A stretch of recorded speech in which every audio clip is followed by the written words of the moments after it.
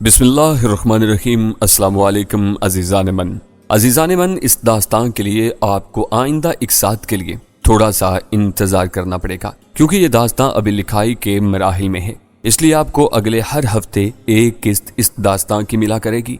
इसके साथ ही एक नए नावल का आगाज किया जा रहा है जो इंशाअल्लाह आपको बेहद पसंद आएगा। तो अजीज़ान मन, उम्मीद करता हूँ कि आप मेरी इस रिक्वेस्ट को समझेंगे, क्योंकि जब ही ये दास्तान लिखी जाएगी तो इंशाअल्लाह आपकी समाअतों की नज़र मुकम्मल कर दी जाएगी। आइए दास्तान का आगाज करते हैं। तब तक वो अपने घोड़ों के सुम्मों तले शौकत हुसैन के बदकिस्मत साथियों की लाशों को रोंदते हुए कुछ आगे बढ़ाए थे, जबकि शौकत हुसैन अपने एक साथी के साथ बर वक्त खुशकिस्मती से बचकर झाड़ियों में जा सिरका था। मैंने जिस घुड़सवार को डंडा फेंक कर गिराया था, चीते की तरह झाड़ियों की आड़ लेता हुआ मैं पल के पल उसके सर पर पहुंचा। वो भी संभाला लेने की कोशिश कर ही रहा था कि मैं उस पर एक वहशाना गुर्राहट से जा पड़ा। मेरा जोश गैज़ से भरा हुआ एक ही खोंसा उसकी गर्दन पर पड़ा और वो चश्मे ज़दन में ठंडा पर गया। मेरा इस वक्त रुआं जोश जनून तले कपकपा रहा था, लेकिन ये खौफ नहीं बल्कि खिरत और एक अज़्म का इर्ताश था। एक ही हल्ले में दुश्मन के साथी को ढेर करके मैंने सबसे पहले उसकी गन और छुरा नुमा सीधी तलवार पर कब्जा कर लिया। एक ही निगाह में गन का कैलिबर में भांप चुका था। 0.9 की रैपिड फायर गन जैसा जदीद और खतरनाक हथियार हाथ में आते ही मेरा जोश सवा हो गया था। तलवार म्यान समेत मैंने अपने पहलू में बांधी और चश्मे ज़दन में दाएं जानिब झाड़ियों की सिम्मत जस्त भरी, क्योंकि तब तक दो घुड़सवारों ने मेरी झलक देखते ही ब्रस्ट फायर कर डाला था। सिर्फ 70 डिग्री के जाविये पर घूमकर मैं पलटा और शिकारी चीते की तरह दूसरी सिम्मत से दुश्मनों के बाएं पहलू की जानिब से नमूदार हुआ और अपनी गन का मुंह खोल दिया। मेरी गन ने आंची कहका उगला और दो दुश्मन घोड़े से गिरकर खाक चाटने लगे। पल के पल टोले के बाकी साथियों को इदराक हो गया कि इनके मुकाबले में कोई आम आदमी नहीं। वो एकदम दाएं बाएं फैल गए और बाकायदा लड़ाई की पोजीशन में आते हुए घोड़ों से भी उतराए, लेकिन एक घोड़े के सवार पर मैं चौंक पड़ा। किसी शिकार पर झपटने के लिए तैयार घात लगाए बैठे रहने वाले शिकारी चीते की तरह मैंने झाड़ियों की आड़ लेकर मज़कूरा सवार को देखा तो वो मुझे सवार नहीं बल्कि इनका साथी भी नहीं लगा। यही नहीं, वो तो जैसे घोड़े पर सवार भी नहीं था। पेट के बल आधा इधर और आधा दूसरी जानिब बेसुध पड़ा ऊंधा घोड़े की पीठ पर झूलता हुआ धरा था। इस तरह की इसकी मुश्कें भी कसी हुई थी। सिर्फ एक पल के लिए होंठ भींच कर मैंने कुछ सोचा और तेजी से एक तरफ को रेंग गया। मैं पहले ही इस खूनी टोले पर भरा बैठा था, इन्हें जरा भी मौका देने का हरगिज कायल नहीं था। मौका ताकते ही मैंने मजीद दो को अपनी गन का ब्रश चलाकर फना के घाट उतारा और फौरन जगह बदल ली। इसी जगह पर यक बयक टोले के बाकी मादा साथियों ने गोलियों की बारिश कर डाली। 3 दुश्मन हलाक हो चुके थे।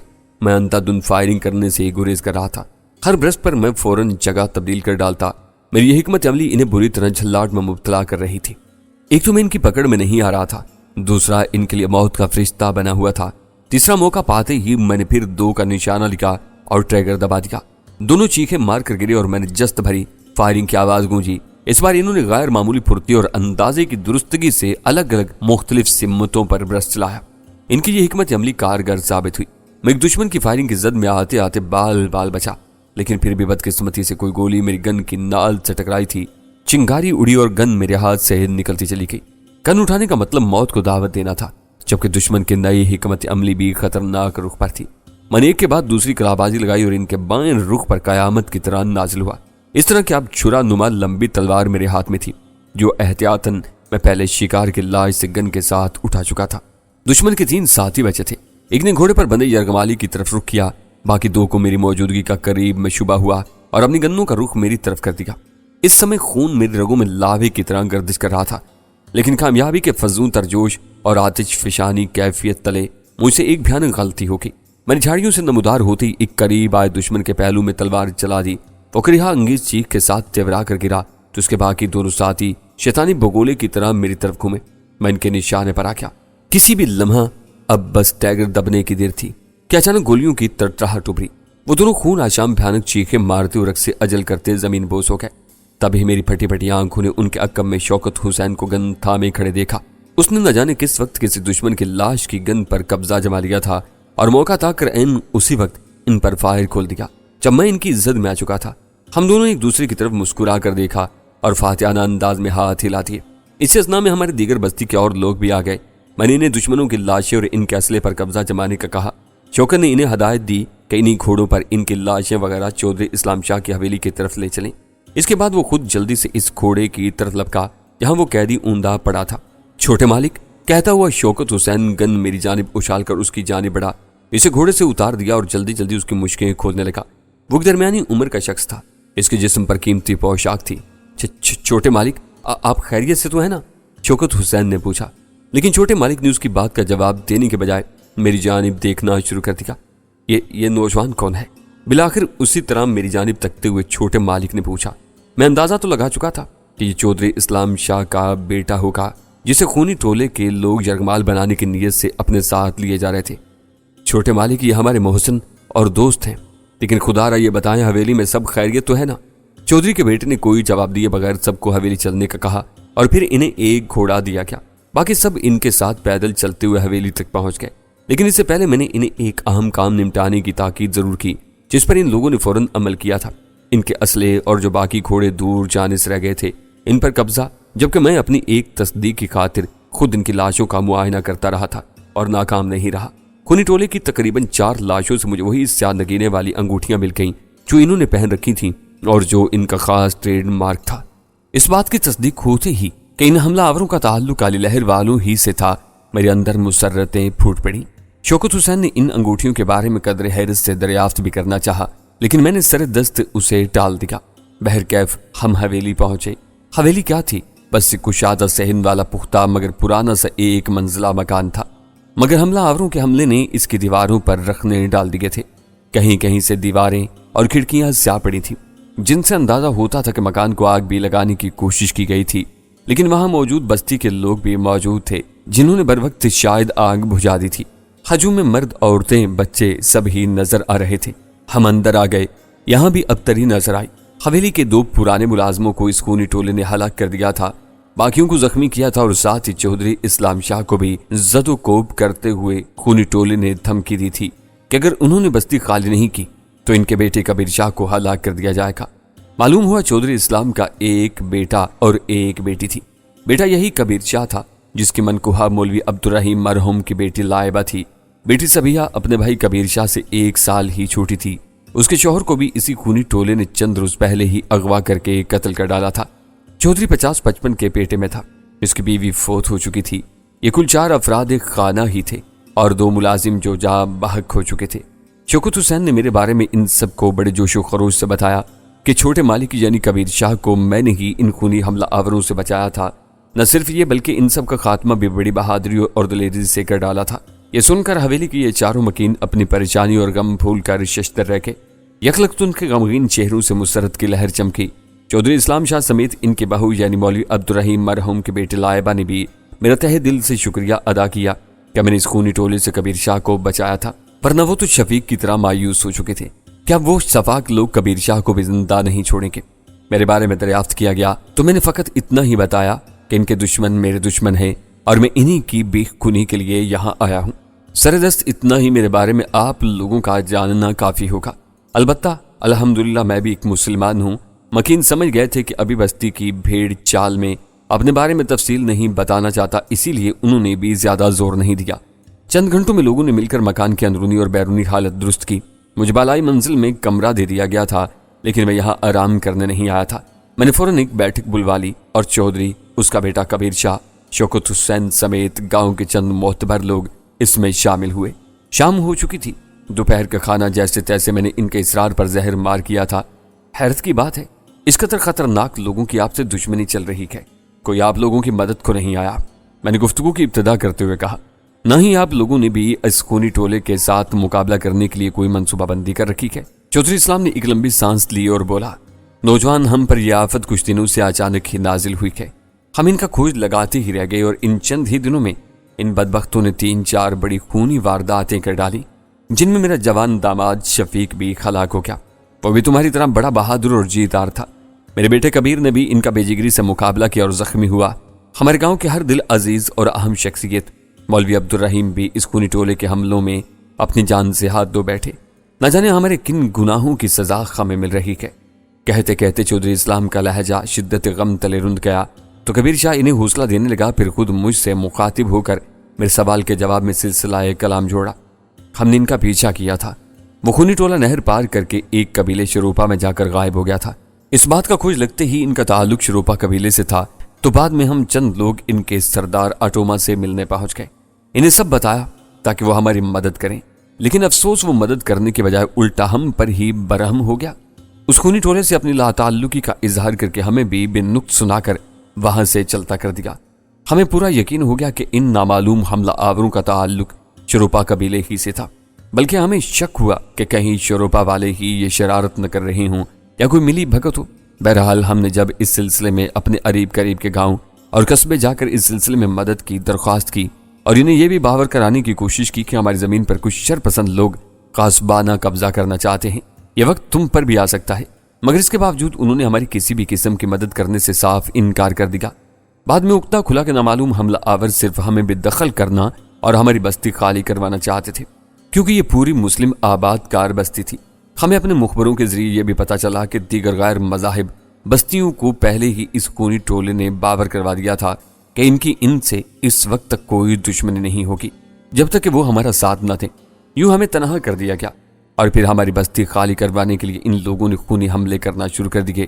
ہمارے پاس اسلحے کے نام پر بس یہی ڈنڈے سونٹے یا پھر کلہاڑی اور خود ساختہ بھالے ہوتے ہیں، مگر ان لوگوں کے پاس جدید ہتھیار. لیکن ہم بھی اللہ سے مایوس نہیں ہوئے.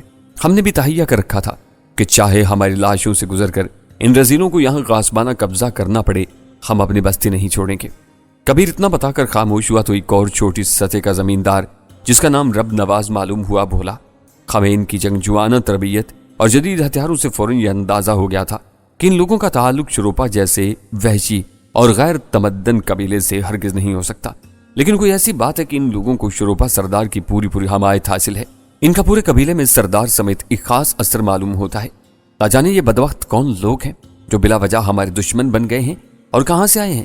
جب سب اپنی اپنی کہہ کر خاموش ہو گئے تو میں نے جیسے ان کی سماعتوں میں ایک دھماکہ کر دیا. میں ان لوگوں کو اچھی طرح جانتا ہوں اور اب میں یہ حقیقت بتاتا چلوں کہ میں دراصل انہی کی بے کنی کے لیے ہی پاکستان سے طویل سفر طے کر کے یہاں آیا ہوں. یک لخت اس مختصر سی بیٹھک میں سناٹا طاری ہو گیا. میں کہتا رہا، میرا نام سہراب ہے اور یہ لوگ بھی مجھ سے خوب واقف ہیں. ہم دونوں ایک دوسرے کے ازلی دشمن ہیں. پاکستان میں انہوں نے اپنا گڑھ بنانے کی کوشش کی تھی، لیکن میری وجہ ہی سے انہیں وہاں سے ذلیل و خوار ہو کر بھاگنا پڑا. یہ سب بتاتے ہوئے میں نے انہیں شروع سے آخر تک ساری داستان سنا ڈالی. میں ان سے کچھ بھی نہیں چھپانا چاہتا تھا تاکہ میری آئندہ کی حکمت عملی یا لاہ عمل میں کوئی رخنہ نہ پڑ سکے. میں نے انہیں فوزیہ کے بارے میں بھی بتا دیا. وہ سب لوگ میری کتھا جیسے بت بنے یک ٹھک سنتے رہے اور یہی نہیں، اپنی بات ختم کرنے کے بعد بھی کئی لحظوں تک بیٹھک کی محدود فضا میں خاموشی طاری رہی. میں نے کالی لہر والوں کی مخصوص پہچان والی انگوٹھیاں بھی ان کے سامنے رکھتیں. وہ انہیں حیرت بھری نظروں کے ساتھ بڑے غور سے دیکھتے رہے. پھر ان کا سکتہ ٹوٹا اور سب نے میری توصیف اور تعریف و بہادری کے طور پر جذبات تلے مجھے باری باری گلے بھی لگا لیا. ہم نے پہلی بار ان لوگوں کے اس خونی حملے کا منہ توڑ جواب دیا ہے. تھوڑی دیر بعد چودھری اسلام شاہ نے سنجیدگی سے کہنا شروع کیا، لیکن اب ہمیں بھی ان کے اگلے حملے کے لیے تیار رہنا ہوگا. حقیقت یہی ہے کہ جہاں ہمیں پہلی بار انہیں منہ توڑ جواب دینے کی بے پناہ مسرت ہوئی ہے، وہیں ہمیں یہ تشویش بھی ہو چلی ہے کہ اب وہ لوگ پہلے سے زیادہ ہم پر خطرناک اور تباہ کن حلہ بول سکتے ہیں. معتبر شخصیات میں رب نواز کے بعد عبداللہ نامی ایک ادھیڑ عمر شخص نے بھی اپنے خیال کا اظہار کرتے ہوئے کہا، اور اس کی بات غلط بھی نہیں تھی. بس اب نشست برخاست ہونی چاہیے. میں نے کھڑی ہوئی سنجیدگی سے کہا، میں بستی کے نوجوانوں کو چند ضروری ہدایات دے کر کچھ اہم دفاعی کاموں میں اسی وقت مصروف کر دینا چاہتا ہوں. اس کے بعد میں نے شروپا قبیلے کا رخ کرنا ہے. اب یہاں نہیں، وہاں تباہیاں بچیں گی. کہتے کہتے میرے جنگ باز لہجے سے جوش اور انتقام کی شعلے پھوٹنے لگے. میری ہدایات پر فوری طور پر عمل کیا گیا. ہر گھر کے ادھیڑ عمر مردوں کو اپنے اپنے گھر کے پہرے پر لگا دیا گیا. جو نوجوان تھے انہیں ڈنڈے سونٹے تھما کر ان راستوں پر چھپا کر بٹھا دیا گیا جدھر سے اس خونی ٹولے کی آمد متوقع ہو سکتی تھی. شورپا مانسی نہر کی دوسری جانب تھا. بانس کے اس معلق پل کے ذریعے وہ اس بستی کا رخ کیا کرتے تھے. لہذا سب سے پہلے ان کی آمد و رفت کا یہ راستہ بند کرنے کے لیے بانس کے پل کو کاٹ دیا گیا. پل کو برباد کرنے کے سلسلے میں چودھری اسلام شاہ نے ایک قباحت کا ذکر بھی کیا تھا کہ پل کے اس کنارے پر آباد دیگر ہندو جاتی اور عیسائی وغیرہ کی بستی کے لوگ اعتراض کر سکتے تھے. لیکن میں نے کوئی پرواہ نہیں کی. یہ بقا کی جنگ تھی اور وہ لوگ ہماری مدد کرنے سے خوفزدہ تھے، تو انہیں بھی کوئی حق نہیں پہنچتا تھا کہ وہ اس سلسلے میں ہمارا راستہ روکتے یا کوئی اعتراض کرتے. لہذا اب تک جو تھوڑا بہت اسلحہ انہی خونی ٹولے کے افراد سے ہاتھ لگا تھا وہ چند ایسے جوانوں کے حوالے کر دیا گیا جنہیں تھوڑا بہت ان آتشی ہتھیاروں کی سد بد تھی. انہیں نہر کے کنارے جھاڑیوں میں گھات لگانے کے لیے تعینات کر دیا گیا. اب یہ ممکن تھا کہ بانس کا پل ختم کرنے کے بعد خونی ٹولہ کشتیوں کے ذریعے نہر کا چوڑا پاٹ طے کر کے بستی پر حملہ آور ہونے کی کوشش کرتا۔ اس کا حل میں نے یہ نکالا کہ نہر کنارے گھات پر بٹھائے ہوئے جوانوں کو میں نے آگ استعمال کرنے کا طریقہ بتایا۔ درخت کے موٹے ٹہنوں کو نیزے کی شکل دے کر اس کے سرے پر مٹی کے تیل والے کپڑے کی موٹی گانٹھ بنا دی گئی۔ جیسے ہی نہر میں دشمن کی کوئی کشتی نظر آئے، گانٹھ کو فوراً شعلہ دکھا کر نیزہ ان کی کشتیوں پر اچھال دیا جائے۔ بدقسمتی سے اگر کوئی کشتی دشمن کی پار لگ بھی جاتی تو اسلحہ بدست جوان انہیں گولیوں سے بھون کر رکھ دیتے۔ خونی ٹولے کو اس بار منہ توڑ جواب دینے کے بعد اب ان کی جانب سے بھی حملے کی شدت اور وار کرنے کی ہمیں پوری توقع تھی، اس لیے سب سے پہلے یہ ساری تیاریاں بے حد ضروری تھیں۔ ہم نے بھی وقت ضائع کیا تھا اور نہ ہی نچلے بیٹھے تھے۔ خونی ٹولے کے ناکام حملے اور ہمارے ہی ہاتھوں فنا کے گھاٹ اترنے کے فوراً بعد ہی راتوں رات میں نے یہ سارے مذکورہ انتظامات کروا دیے تھے۔ سب سے آخر میں جب پوپ پھٹنے لگے تو میں نے اپنی تیاری کے ساتھ چودھری اسلام شاہ کی حویلی سے شروپا قبیلے کی جانب تنہ تنہا روانہ ہونے کا اندیا دیا تو حویلی کے ہر فرد نے میرا راستہ روک لیا۔ یہ تم کیا کرنے جا رہے ہو سہراب بیٹا؟ چودھری اسلام نے سب سے پہلے میری راہ میں آتے ہوئے حیر سے کہا، کیا تم اکیلے ہی بھیڑیوں کے بھٹ میں گھسنے کا ارادہ رکھتے ہو؟ یہ بے وقوفی ہوگی، ہم ہرگز تمہیں یوں تنہا ان خطرناک اور سفاک دشمنوں کے علاقے میں جانے نہیں دیں گے۔ میں ہولے سے مسکرا کر کچھ کہنے ہی والا تھا کہ ان کا بیٹا کبیر شاہ بھی مجھ سے مخاطب ہوا۔ سہراب بھائی، ابا جان درست کہہ رہے ہیں، ہم تو سمجھے تھے کہ تم اپنے ساتھ بستی کے نوجوانوں کا پورا جتھا لے کر جاؤ گے اور میں بھی تمہارے ساتھ چلوں گا۔ میں ایسا ہی کرتا، میں نے مسکرا کر کہا، لیکن یہ اور محاذ ہے، اب سب لوگ ادھر ہی موجود اور چوکس رہیں گے۔ میری ہدایت پر عمل پیرا رہیں۔ جنگ آپ کے علاقے میں چھیڑی گئی ہے، میں تو وہاں جنگ کرنے نہیں بلکہ خاموشی سے ان کی جڑیں کاٹنے جا رہا ہوں۔ یہ ایک اکیلے آدمی ہی کا کام ہے۔ سہراب بھائی، اچانک مولوی مرحوم عبد الرحیم کی بیٹی لائبہ نے مداخلت کی، پھر بھی آپ اس طرح اکیلے تو نہ جائیں، آپ ہمارے محسن ہیں، کم از کم کبیر شاہ اور شوکت بھائی کو تو ساتھ لے جائیں۔ میں نے اس کی طرف دیکھا، وہ ہلکی کتھئی رنگ کی اوڑھنی میں تھی، ہمراہ اس کی بیوہ ننند یعنی اس کے شوہر کبیر شاہ کی بہن سبیحہ بھی کھڑی میری جانب خاموشی سے تکے جا رہی تھی۔ میں نے گہری سانس لی اور کہا، میں نے کہا نا، مجھے جب بھی اس کی ضرورت پڑے گی میں آپ لوگوں کے مشورے پر ضرور عمل کروں گا، لیکن اس وقت نہیں، بس آپ سب لوگ میری کامیابی کے لیے دعا کریں۔ پھر میں رکا نہیں، ان سب کو حیران و پریشان چھوڑ کر نکل کھڑا ہوا۔ مجھے دشمن سے لوٹی ہوئی گن بھی تھمانے کی کوشش کی گئی، لیکن میں نے وہ لینے سے انکار کر دیا، حتیٰ کہ ڈنڈا سونٹا تک نہیں لیا۔ ہاں، البتہ کچھ کام کی اشیاء میرے کہنے پر انہوں نے فوراً مجھے مہیا کر دی تھیں۔ باقی خمدار پھل والا خنجر جو ماریا سے حاصل کردہ تھا وہ میری پنڈلی کے ساتھ بنا ہوا تھا۔ میں طے شدہ راستے پر اللہ کا نام لے کر کھو لیا۔ راہ میں میری ہدایات پر بستی کے لوگ چوکس کھڑے نظر آئے، وہ مجھے اکیلے کو ایک طرف جاتے حیرت بھری نظروں سے دیکھنے لگے۔ میں نے مسکرا کر ہاتھ ہلا دیا اور انہیں فتح کا اشارہ بھی کر دیا۔ جواب میں وہ بھی مسکرا کر ایسا ہی اشارہ کرنے لگے۔ جب میں بستی سے باہر آ گیا تو ایک چھت ناور درخت تلے آ کر میں نے اپنی کمر پر لگی ایڈونچر کٹ اتار لی۔ میرا رنگ ہلکا سانولا تھا، اسے میں نے گہرا سانولا کر دیا، پھر لباس بدلا۔ وہ میلا اور بوسیدہ لباس تھا، اسی طرح جوتے بھی پہنے۔ ذرا ہی دیر بعد میں ایک بھٹکے ہوئے بدحال مسافر کی تصویر نظر آنے لگا۔ بال بھی میں نے گرد آلود کر لیے تھے، وہ اب کھچڑی سے ہو گئے تھے۔ بہت غور ہی سے مجھے جاننے والے پہچان سکتے تھے، وہ بھی ان کے لیے اتنا آسان نہ ہوتا۔ پوری تسلی کے بعد میں نے نہر کی جانب قدم بڑھا دیے۔ چھوٹی سی کشتی میرے کہنے پر وہاں کنارے لگی ہوئی تھی۔ دن نکلنے لگا تھا، پانی کی چھاگل نما بوتل میرے پاس تھی۔ میں کشتی پر بیٹھا اور اسے اکلوتے چپو سے کھیتا ہوا دوسرے کنارے پر جا پہنچا۔ اس طرف زیادہ گہرا اور گھنا جنگل تھا، اس کے پار کہیں بنجر اور کہیں ڈھلوانی جنگل والی پہاڑیوں کا نظارہ تھا۔ میں نے کشتی کو کنارے پر کھینے کے بعد اسے گھنی جھاڑیوں میں چھپا دیا۔ اس کے بعد ماریا کی مدد سے بنایا گیا خود ساختہ نقشہ نکالا، شروپا قبیلے کی آبادی کا تعین کیا اور بجائے آبادی کا رخ کرنے کے جنگل ویرانے کی طرف قدم بڑھا دیے۔ میں دشمن کے علاقے میں داخل ہو چکا تھا، اس منحوس علاقے میں جدھر فوزیہ قید و بند کی صحبتیں جھیل رہی تھیں۔ میں فوزیہ کے متعلق زیادہ نہیں سوچ پا رہا تھا، میرا ذہن معاف ہونے لگتا تھا۔ کئی وسوسے سمپولیوں کی طرح میرے دل کو ڈسنے لگتے تھے اور میری ہمت کو ان کا زہر ڈسنے لگتا۔ بس سر پر ایک ہی دھن سوار تھی کہ میں جس اہم مقصد کے لیے آیا تھا وہ میں نے ہر ممکن طور پورا کرنا تھا۔ میں دانستہ آبادی سے بہت دور ویرانے کی طرف آ گیا۔ ادھر کوئی محفوظ ٹھکانہ تلاش کر کے میں بیٹھ گیا۔ دوپہر سے سپہر ہو چلی تھی، مجھے کچھ کھانے پینے کا سامان دے دیا گیا تھا، وہ میں کھانے لگا۔ جانو کیوں فضا میں حبس اور گرمی کی کیفیت بڑھنے لگی تھی، حالانکہ یہ ایسا علاقہ نہیں تھا، مگر فوراً ہی عقدہ کھلا کہ آسمان پر بادلوں نے ڈیرا ڈالا ہوا تھا۔ یوں حبس اور گھٹن بارش کا پتہ دینے لگی۔ मैं जरा आराम करने लेट गया। मुझे शाम का इंतजार था। एक जबरदस्त कड़ाके से मेरी आंख खुल गई। पानी की तेज फुवार सी मेरे चेहरे पर पड़ी। मैं हड़बड़ा कर उठ बैठा। बारिश शुरू हो चुकी थी। ये शाम का वक्त था। बिजली की कड़क, बादलों की गरज और बारिश की शरारतेदार आवाजों से जंगल आबी होने लगा। बड़ा ही अजीब माहौल पैदा हो गया था। हालांकि तूफान बादो बारां का शोर अपनी जगह, लेकिन बावजूद इसके पस मंजर में जंगल की वीरानी और अफसुर्दगी दिलो दिमाग में बहुत असर पजीर होने लगी थी। बारिश में तेजी नहीं थी। मैं इसके रुकने का इंतजार करने लगा। एक अंदाजे के मुताबिक ये घन गरज और बारिश बामुश्किल 1.5 घंटा जारी रही। फिर इसका जोर टूटने लगा। तूफान बादो बारां के बाद आसमान भी साफ हो गया था। जंगल की किसी ओर से दूर परे पहाड़ियों पर मेरी मुहिम के सारे लवाजमात कुदरत ने जैसे तैयार कर डाले। मैं उठा, किट कमर पर रखी, एक निगाह गिरदो पेश पर डाली और जैसे ही एक कदम बढ़ाया, दफातन ही मुझे अपने सामने एक साया सा तेजी से लहराता दिखाई दिया और गायब हो गया। मैं बुरी तरह चौंका। ये कौन था? मेरा दिल तेजी से धड़कने लगा। बेशक मैं आबादी से दूर था, लेकिन किसी की मौजूदगी नामुमकिन नहीं थी। मगर इस तरह किसी साये का अचानक नजर आकर छुप जाना मानीखेज था। साये की इस अंदाजे इसरारियत पर मैं चौकन्ना हो गया और रास्ता बदलकर जिधर वो गायब हुआ था उसी तरफ का रुक गया। मैं भी चौकन्ना चीता बन गया था। साया दोबारा नजर आया। इस बार तो जैसे मेरा दिल धड़कना भूल गया था।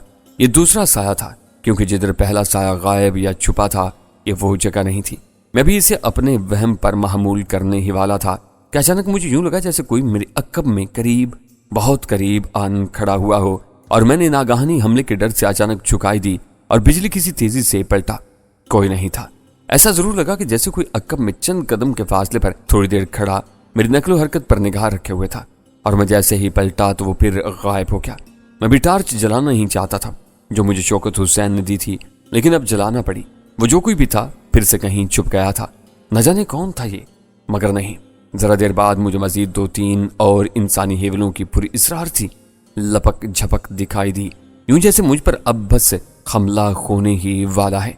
इन बदबख्तों ने आबादी की जानिब मेरी पेशकदमी रोकती थी। मैंने होंठ भींच कर कुछ सोचा, फिर आगे बढ़ा। इसके बाद दुबक कर बैठ गया। झाड़ियों की ओर से मध्यम मध्यम रोशनी में जंगल में दाएं बाएं देखता रहा। सोचा इन पर लानत भेज कर आगे बढ़ जाऊं, लेकिन अचानक ही मुझे अपने सीधे हाथ की जानिब झाड़ियों की ससराहट सुनाई थी। मैं चौंका। हालांकि ससराहट बहुत मध्यम थी, जैसे कोई दबे पांव चल रहा हो, लेकिन मेरी गैर मामूली समातों ने इस ससराती आहट को सुन लिया था। मैं छुपते छुपाते नहायत मोहतात रवि के साथ उसी तरफ को लपका तो चौंक पड़ा। यही वो वक्त था जब बादलों की टुकड़ियों से अचानक ही चांद के रोशन मुखड़े ने सर उभारा और अपने सीधे हाथ की तरफ सिर्फ 10-15 कदम पर मैंने 2 इंसानी हेवलों को सर जोड़े खड़े पाया। कहीं ये लोग काली लहर के जंगजू तो नहीं? मैं शायद इनकी नजरों में आ गया था, लेकिन नहीं। इनका अंदाज मुझे तलाशने का था।